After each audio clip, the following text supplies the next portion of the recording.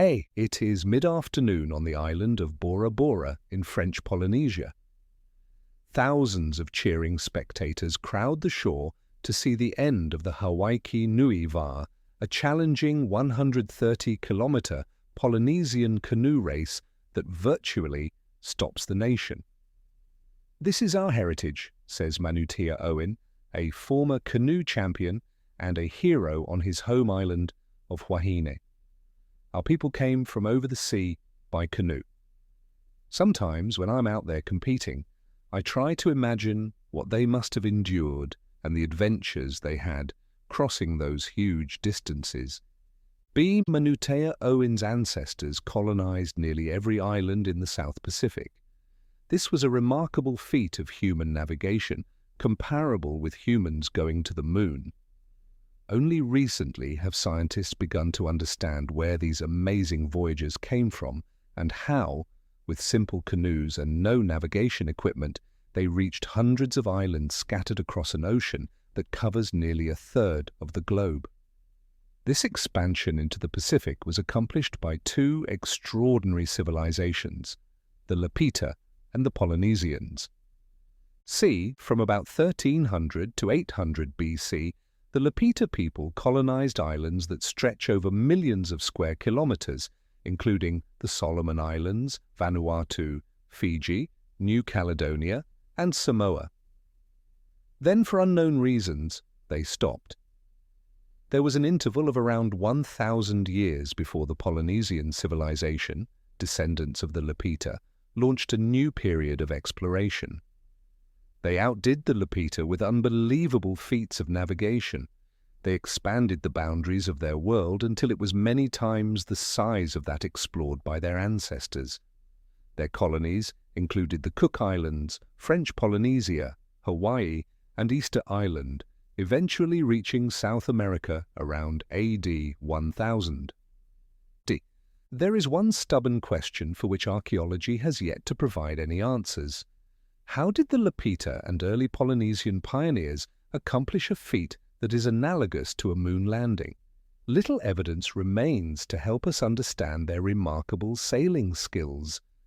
Unfortunately, no one has found an intact Lapita or early Polynesian canoe that might reveal the sailing techniques used, nor do the oral histories and traditions of later Polynesians offer any insights as to how their ancestors navigated areas of open ocean thousands of kilometers wide without becoming lost. All we can say for certain is that the Lapita had canoes that were capable of ocean voyages, and they had the ability to sail them, says Jeff Irwin, a professor of archaeology at the University of Auckland. Nonetheless, scientists have some theories about the secrets of these explorers' successes.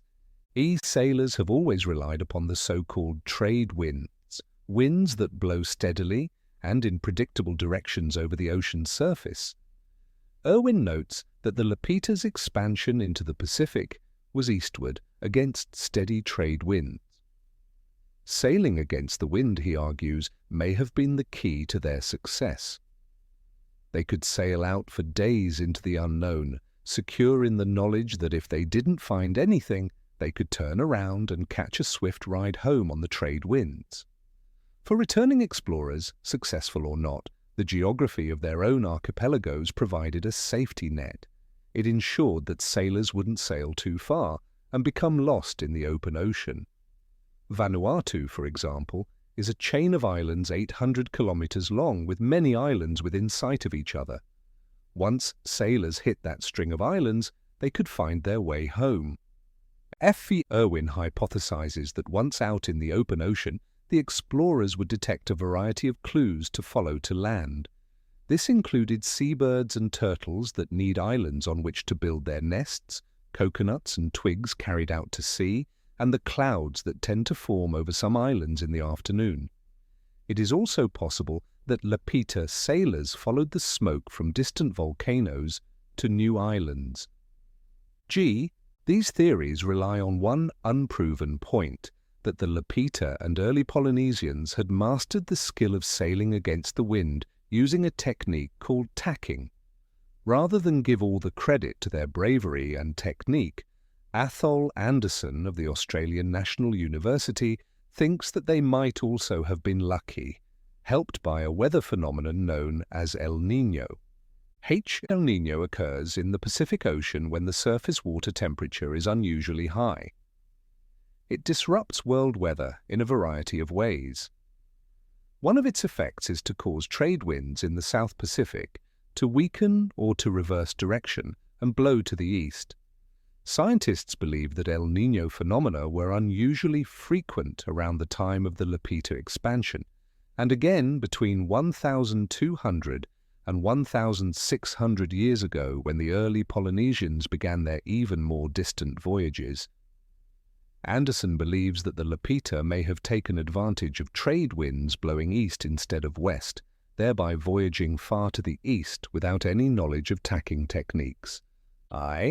The success of the Lapita and their descendants may have been due to their own sailing skills, to reverse trade winds, or to a mixture of both. Or it may even have been due to facts still unknown, but it is certain that by the time Europeans came to the Pacific, nearly every piece of land, hundreds of islands in all, had already been discovered by the Lapita and the Polynesians. Exactly why these ancient peoples set out on such giant migrations remains a mystery. However, as Professor Irwin puts it, whatever you believe, the really fascinating part of this story isn't the methods they used, but their motives. The Lapita, for example, didn't need to pick up and go. There was nothing forcing them, no overcrowded homeland. They went because they wanted to go and see what was over the horizon.